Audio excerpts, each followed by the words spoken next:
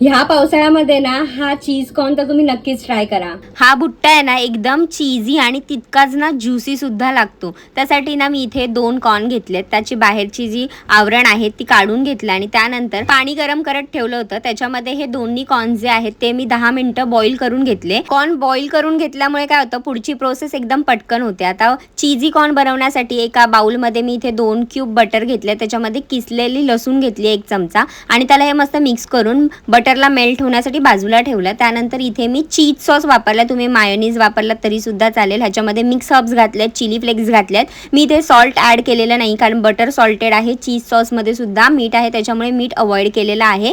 आता मी इथे ना एक असं स्क्यूअरमध्ये हा जो कॉर्न आहे तो बसवून घेतलाय आणि कॉर्नला हे जे तयार केलेलं गार्लिक बटर आहे ते आधी व्यवस्थित स्प्रेड करून घ्यायचं आणि मग ह्याला गॅसवरती मी भाजून घेतलं। एकदम जास्त काळसर करायचं नाही, फक्त हलका हलका ह्याचा रंग बदलला ना की रेडी होतं। तर सुरुवातीला गार्लिक बटर लावून भाजून घ्यायचं आणि मग त्यावरती आपण जे चीज सॉस तयार केलेला आहे तो ह्याच्यावरती लावून घ्यायचा, एकदम व्यवस्थित कोट करायचा आणि पुन्हा गॅसवरती ना ह्याला छान असं भाजून घ्यायचं।